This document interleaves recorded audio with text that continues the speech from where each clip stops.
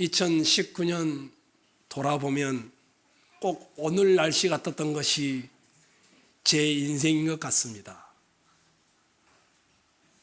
날씨만 추운 겨울이 아니라 인생도 추운 겨울이었던 것이 2019년 같습니다. 바람 불지 않는 봄날과 같은, 아니면 가을의 추수날과 같은 그런 날을 고대했지만 인생은 그렇지 않았던 것 같습니다. 인생의 골목길에는 찬바람이 불기도 하고 삶의 여울목에는 거칠은 소용돌이가 치기도 했던 것이 2019년이었습니다. 제게는 굉장히 길게 느껴졌던 2019년이었습니다. 이제 이 2019년이 과거로 묻어가고 있습니다. 저뿐이겠습니까? 여기 앉아 계신 여러분들, 한 해 동안 살아내시느라고 얼마나 힘드셨습니까? 불안한 사업장, 불안한 직장 생활, 얼마나 고군분투해 오셨습니까? 고생 많으셨습니다. 자, 우리 옆에 분 한번 손을 잡으시고 고생하셨습니다.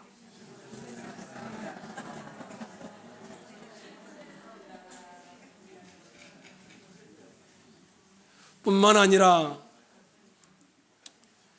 이름교회와 전음교회로 분리개척하고 나서 횡했던 자리들을 지켜내시느라고 말도 못하시고 감사하고 고맙습니다.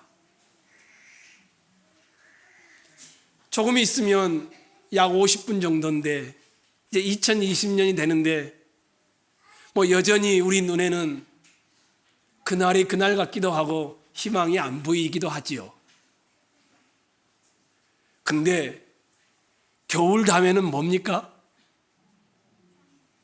봄입니다. 저는 이 설교를 준비하면서 벚꽃이 피는 것을 상상해 보았습니다.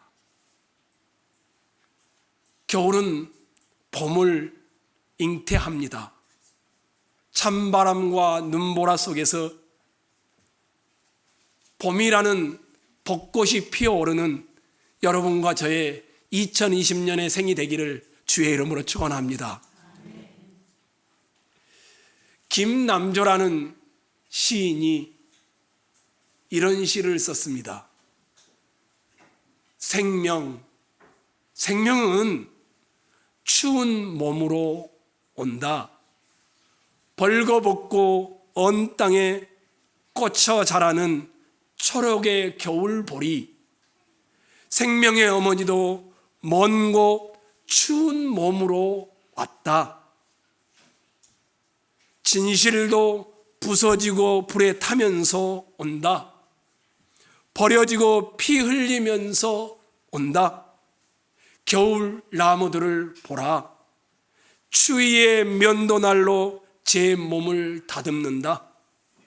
잎은 떨어져 먼 날의 섭리에 불러가고 줄기를 잃었듯이 충천 부싯돌임을 보라.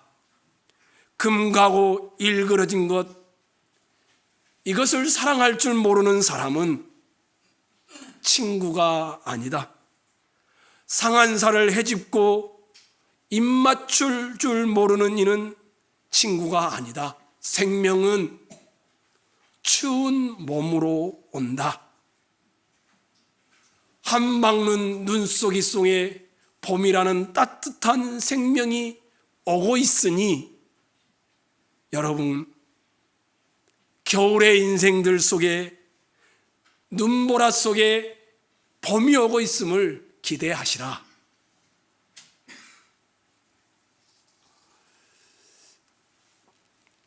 여기 계신 여러분과 저뿐이겠습니까?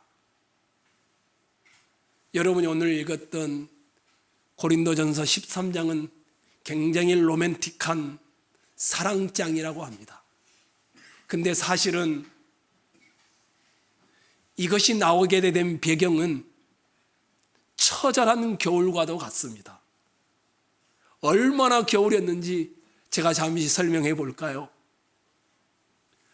바울 사도가 지금의 터키 땅입니다. 터키 땅에 예배소라는 곳을 찾아가서 2년 동안 머물면서 주의 말씀을 가르치고 있었습니다. 그 터키 땅에서 지금의 그리스는 그렇게 멀지 않습니다. 조금만 넘어가면 되는 그 그리스에 있는 고린도 교회에 나는 여행을 하겠다 계획을 세웠습니다. 그런데 그만 한계상에 봉착하고 말았습니다. 돌아보려고 했던 고린도 교회에 문제가 터졌다는 소식이 들려온 것이었습니다. 밥을 못 먹을 정도로 쓰디쓴 입맛 때문에 고통스러울 정도로 바울은 그렇게 고통스러워했습니다. 고린도 교회의 문제가 얼마나 고통스러웠는지 그냥 하늘 넘어 바다 건너편 땅에 위치한 고린도 교회에 직접 찾아가고 싶은데 이제는 찾아가면 죽일 것 같아 너무 화가 날 것 같아서 그러지도 못하는 처지에 놓여 있었습니다. 고린도에서 몇몇 사람들이 터키 땅으로 에베소로 건너오면서 고린도 교회 소식을 들려줍니다. 바울이요, 고린도 교회 안을 들어가 봤더니 바울파도 있고 아볼로파도 있고 게바파도 있고 그리스도파도 있다고 합니다. 글로에라는 사람이 보낸 그 사람들에 의한 소식에 의하면 고린도 교회가 분파가 나뉘어져 있었던 것입니다. 교회는 그리스도의 몸이 아닙니까? 몸을 조각낸다라면 어떻게 생명이 부지할 수 있겠습니까? 분열된 교회는 생명이 있을 수 없기에 고린도 교회를 교회로 부를 수 있을 것인가? 바울이 마음이 괴로웠습니다.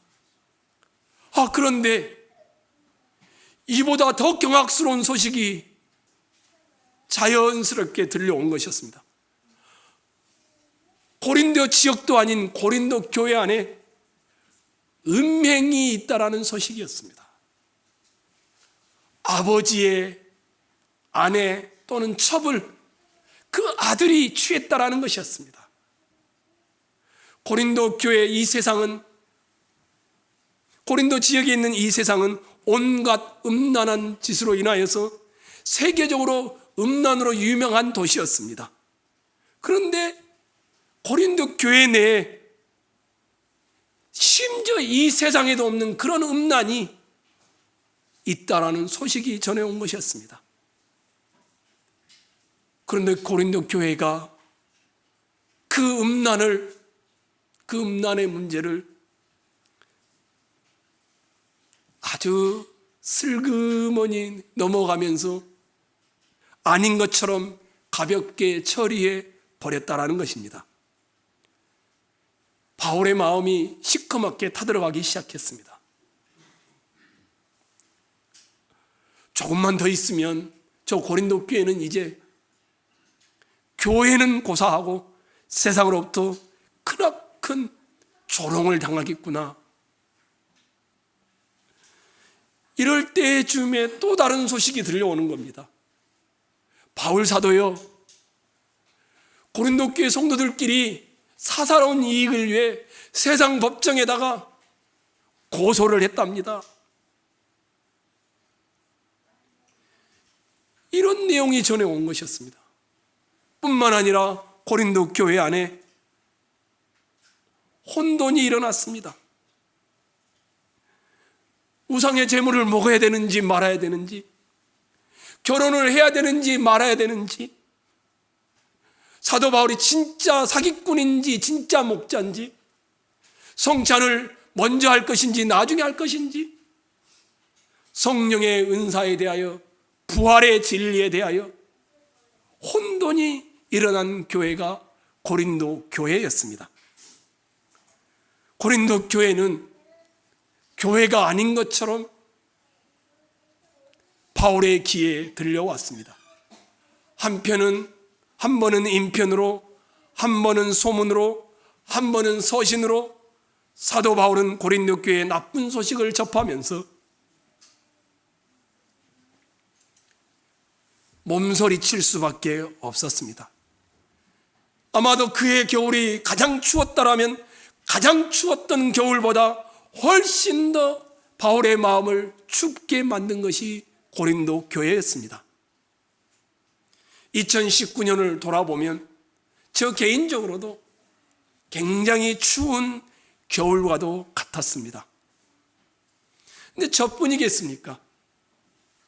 이 사회도 이 2019년을 보내면서 돌아보니까 정말 많은 추위가 있었습니다. 그 중에 대표적인 것이 뭐겠습니까? 그렇게 뜨겁게 사랑했던 송중기 씨와 송혜교 씨가 이혼을 하는 그 과정이 매체를 통해 보도되었습니다. 그것도 성격 차이로 양측이 둘이 다툼을 극복하지 못했다라는 것이었습니다. 인생의 겨울을 숨기지도 않고 공개적으로 내뱉었습니다. 그뿐이었습니까? 구혜선 씨와 안재현 씨의 이혼 소식이 또 전해왔습니다. 그뿐이었습니까? 얼마 안 있어서는 또 여러분이 잘 아는 구하라 씨와 설리 씨가 인생을 마감해보마는 자살했다라는 소식들이었습니다. 우리 어르신들은 그런가 보다 할지 모르지만 이 땅의 젊은이들은 그런 소식을 들으면서 추운 겨울보다 훨씬 더 추위를 느끼게 되었고, 수많은 사람이 인생의 추운 겨울을 보내고 있음을 우리는 보게 되었습니다. 유명한 사람도 겨울보다 더 추운 인생의 추위를 견디지 못하고 저렇게 자살을 하고 있구나, 이런 것을 확인하게 된 것이었습니다. 그래서 저 개인적으로는 2019년이 너무나 추운 겨울과도 같습니다. 어떻게 하면 인생의 추운 겨울이 지나고 인생의 봄이 올 수 있을까요? 어떻게 해야 고린도 교회 그 추운 겨울이 지나고 따뜻한 봄과 같은 은혜의 강물이 흐르는 날이 고린도 교회에 돌아올까? 바울은 고심하고 고심했습니다.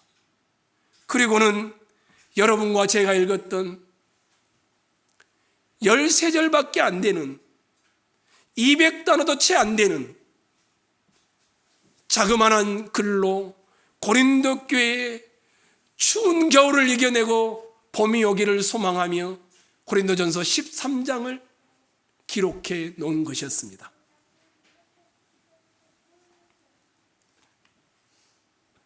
추운 겨울을 보내고 있는 고린도 교회 문제 해결의 열쇠로 가장 최고이며 가장 큰 것이며 가장 영적인 것이며 가장 신자다운 것이 무엇인지를 바울은 편지로 그들을 향하여 호소하기 시작했습니다.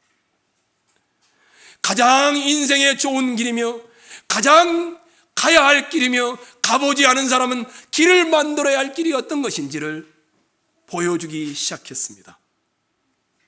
그러면서 그 길이 무엇인지 먼저 부정적으로 시작합니다. 1절로 3절을 여러분이 읽도록 하겠습니다. 읽겠습니다. 1절에서 3절입니다. 시작.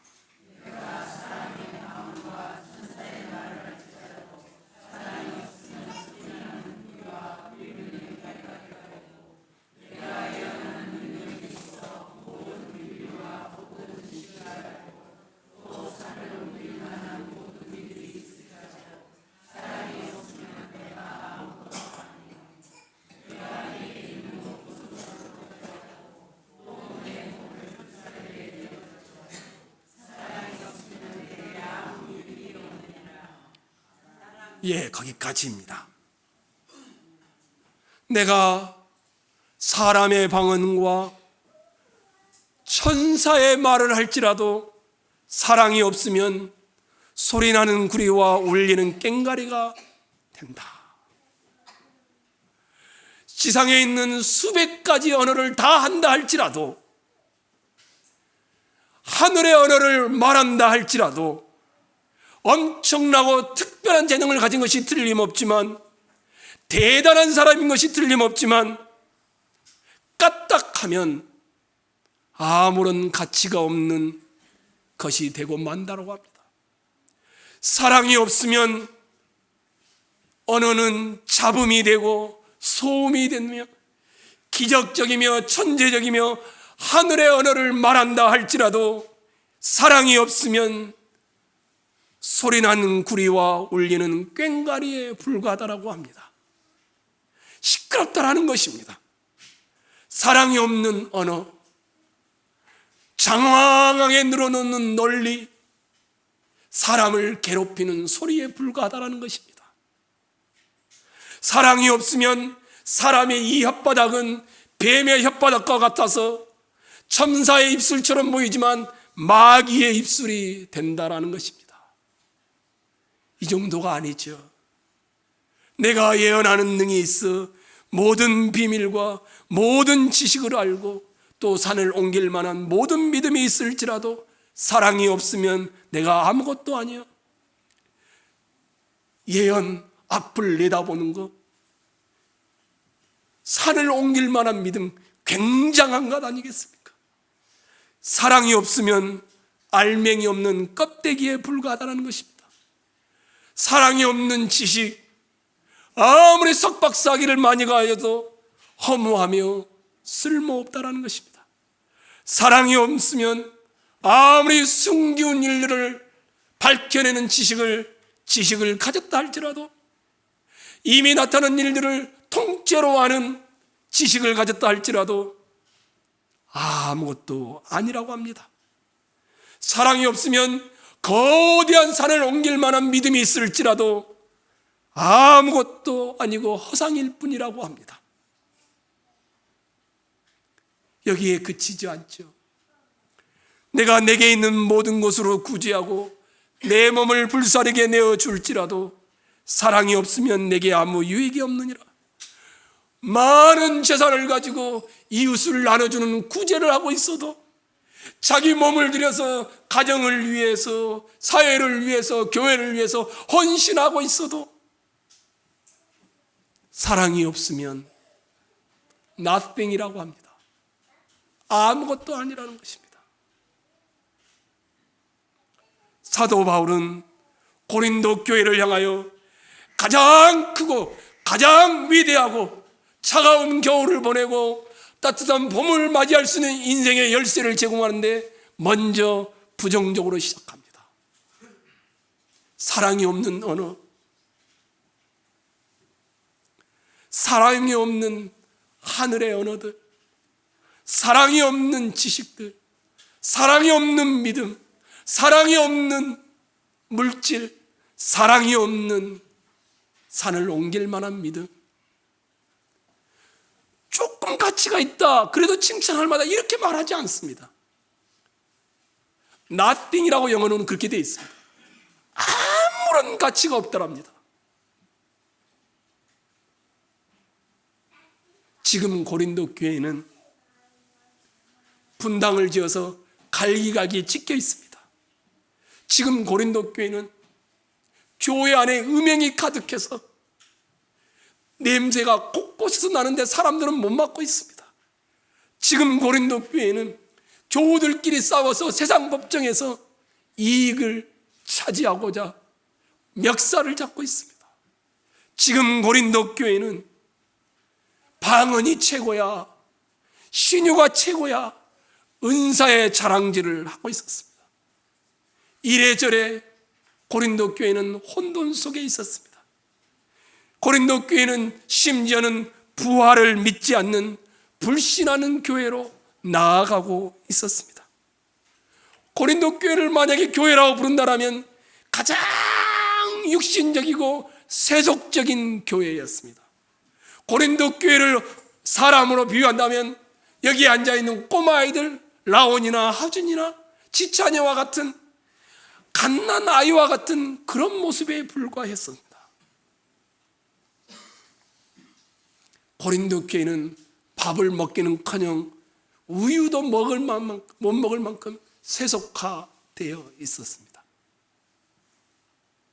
이런 고린도 교회의 모습이 차가운 겨울을 보게 한 것이었습니다.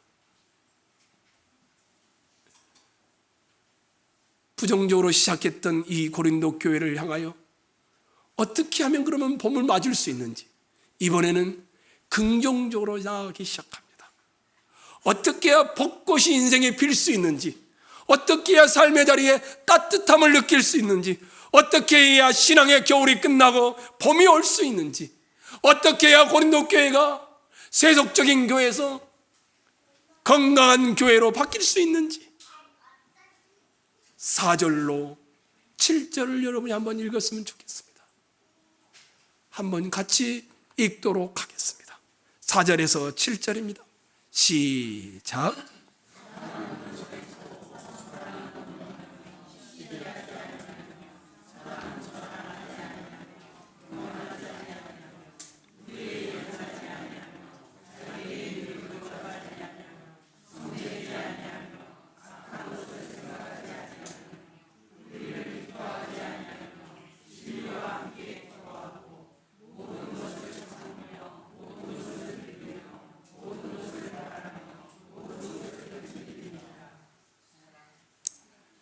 신앙의 겨울이 지나고 봄이 왔으면 좋겠습니다.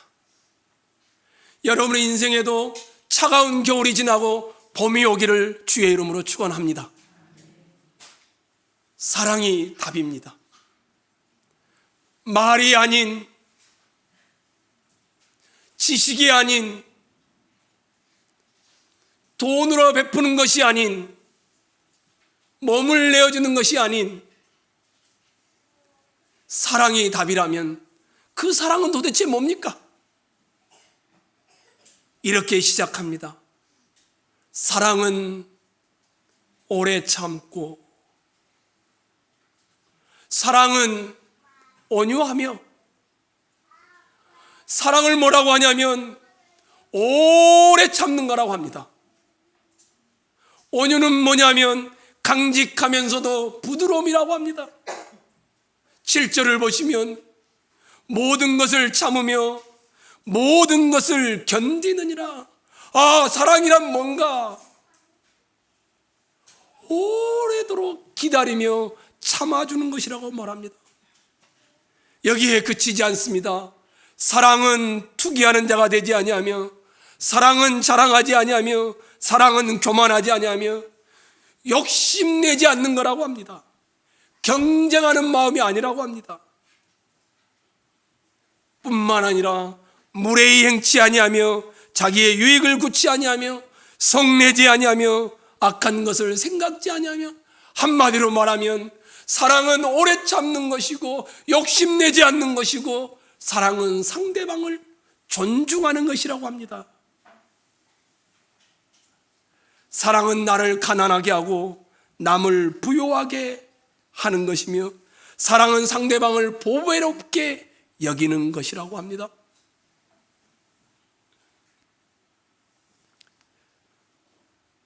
저는 여기 계신 분들 모두가, 그리고 제가 이런 사랑을 할 수 있었으면 좋겠습니다. 오래 참아줄 수 있는 사랑. 그러면 가정에 평화가 옵니다. 욕심내지 않는 사랑. 여러분의 직장에 평화가 찾아옵니다. 상대방을 존중하는 사랑. 여러분의 인간관계에 평화가 옵니다. 여러분과 제가 이런 사랑을 했으면 좋겠습니다. 고린도 교회도 이런 사랑이 들어온다면 따뜻한 봄과 같이 될 것이었습니다. 그런데 우리가 이것을 모르겠습니까? 그렇게 사랑하고 싶은데 안 되잖아요. 긴 마음으로 기다려주고 싶은데 욕심내지 않고 경쟁하지 않고 그를 인정해 주고 싶은데, 상대방을 존중하고 싶은데 몰라서 못하는 게 아니잖아요. 우리는 알고 있는데 안 되잖아요. 어떻게 이런 사랑이 가능할까? 오래 참는 것이 사랑이라면, 강직하면서도 부드러운 것이 사랑이라면, 자기의 자존심을 내려놓는 것이 사랑이라면, 상대방을 향하여 기대하는 것이 아니라 존중하는 것이 사랑이라면, 나는 이런 사랑을 어떻게 해야 가능할까?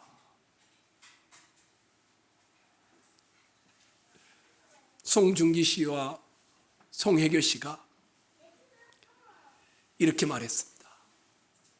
끝까지 사랑해 보려고 했으나 쉽지 않았습니다. 구혜선 씨가 안재현 씨와의 관계에 대해서 이렇게 표현했습니다. 뜨겁게 사랑했는데 이제 더 이상 상대방을 보는데 설레지 않습니다. 영원한 사랑을 해보려고 했는데 이제는 그렇게 할 수 없게 되었습니다. 2017년에 우리나라 법원 행정처에서 사법영감이라는 통계 자료를 발표를 했습니다. 2017년에 발표한 것입니다. 10만 7,328쌍이 이혼했다라고 합니다. 근데 특이한 것이 있습니다. 결혼한 지 20년이 넘어 이혼한 부부가 30.4%를 차지했다고 합니다. 결혼한 지 얼마 되지 않는 부부가 아니라 결혼한 지 20년이 넘어서 이혼을 하게 된 부부가 30.4%입니다. 세 쌍 중에 한 쌍이 이혼을 한 것이었습니다. 20년이 넘는 세월을 살아왔는데 평탄하지 않았나 봅니다. 참고 살다가 도저히 안 되겠다 싶어서 이혼의 길을 선택한 것이었습니다. 그 이유가 부부간의 성격 차이가 단연코 선두를 달리는 것이었습니다. 그들 또한 그러지 않겠습니까? 사랑해보고 싶었는데, 내가 끝까지 참아보려고 했는데, 끝까지 존중해 주려고 했는데, 끝까지 욕심내지 않으려고 했는데 안 되었나 봅니다.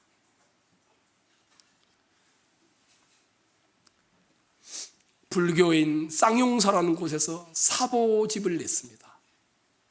사보집에도 이런 글귀가 실려 있는 것을 제가 보았습니다. 가까운 것이 부부이고 돌아서면 더할 수 없이 먼 것이 부부이다. 사랑하고 살면 너무 짧은 것이 인생이고 미워하고 살면 지겹도록 긴 것이 인생이다. 부부는 사랑해야 한다. 불교도들도 사랑해야 한다는 걸 다 압니다.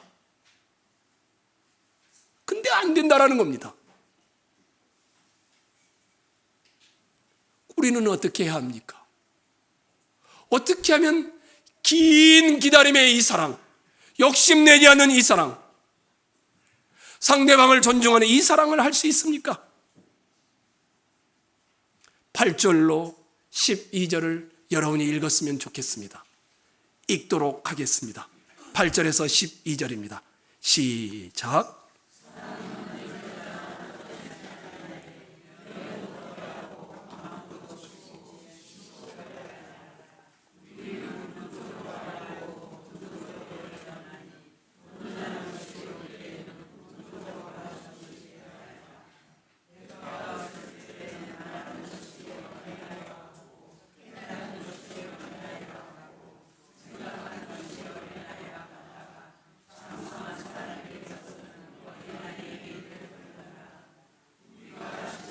거울로 보는 것 같이 희미하나 그때에는 얼굴과 얼굴을 대하여 볼 것이요 지금은 내가 부분적으로 아나 그때에는 주께서 나를 아신 것 같이 내가 온전히 알리라.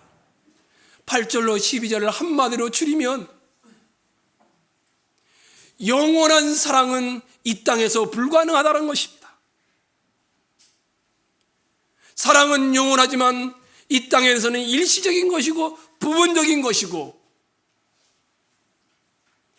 거울로 보는 것처럼 희미한 것이고 어린아이가 하는 것처럼 그런 모습일 수밖에 없다라는 것입니다. 그래서 이 땅에서 영원한 사랑을 꿈꾸지 말라는 투로 말하고 있는 것처럼 느껴집니다. 은사의 미흡함과 사랑의 영원함과 온전함을 대조시키고 어린아이와 어른을 대조시키고 거울과 확연한 것을 대조시키며 여러 모양의 대조를 통하여 우리에게 말을 하고 있습니다. 저는 어떻게 하면 우리가 어린아이에서 어른으로 가는 사랑을 할 수 있으며 어떻게 하면 우리가 영원한 사랑을 이 땅에서 추구할 수 있을 것인가? 어떻게 하면 우리가 오래 참고 존중하며 욕심내지 않는 사랑을 할 수 있을 것인가? 기억하십시오.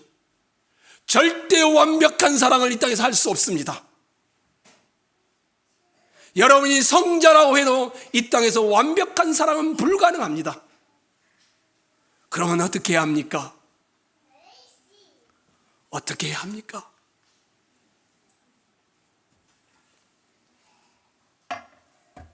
여러분은 조금 있으면 이 떡을 먹을 것입니다. 또 조금 있으면 이 잔을 마시게 될 것입니다. 어떻게 하면 이런 사랑이 가능한가? 성찬식의 떡과 포도주를 먹으면 가능합니다. 무슨 말입니까? 내가 그리스도와 같아 질 때에만 가능합니다. 십자가 아래에 나아가 십자가 위에 그리스도의 사랑의 기도를 들을 때에만 가능합니다. 아버지여, 저들을 용서하여 주시옵소서. 자기가 하는 일을 알지 못하나이다. 자기가 십자가 아래 가보지 않는 사람은 십자가 위에 추운 겨울을 이겨내시고 따뜻한 봄으로 우리를 이끄시는 주님의 음성을 들을 수가 없습니다. 여러분, 영적 길을 열어 들어보십시오. 힘들었던 2019년을 보내면서 주님의 몸인 떡과 주님의 피를 상징하는 이 잔을 마시면서 여러분이 십자가 아래 서 보십시오. 그때만 이 땅에서 일시적이지만 우리는 그 사랑을 할 수 있습니다.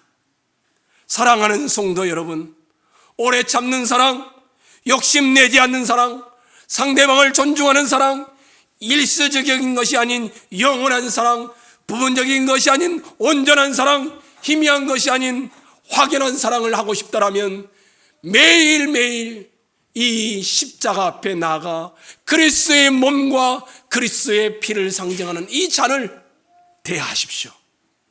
그때에만 여러분과 저는 이 땅에서 사랑할 수 있을 것입니다. 사랑하는 자들아, 우리가 서로 사랑하자.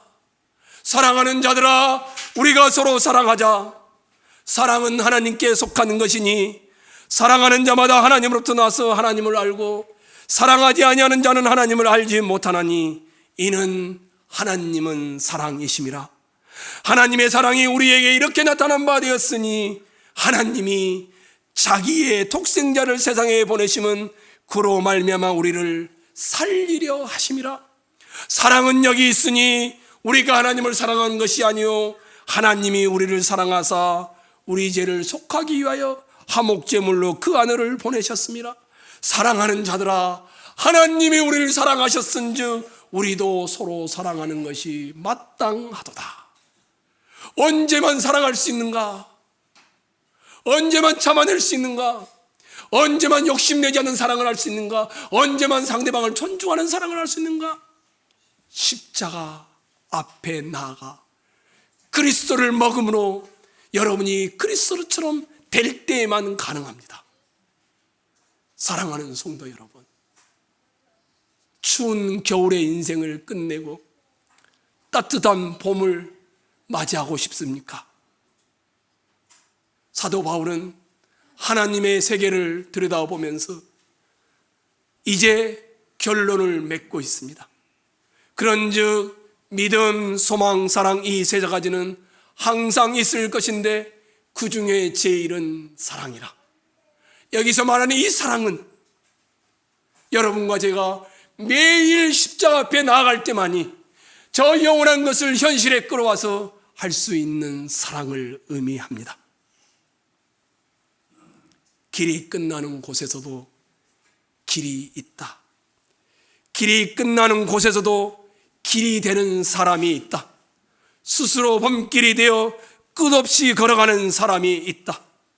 강물은 흐르다가 멈추고 새들은 날아가 돌아오지 않고 하늘과 땅 사이의 모든 꽃잎은 흩어져도 보라, 끝나는 곳에서 사랑으로 남아있는 사람이 있다. 스스로 사랑이 되어 한없는 봄길을 걸어가는 사람이 있다.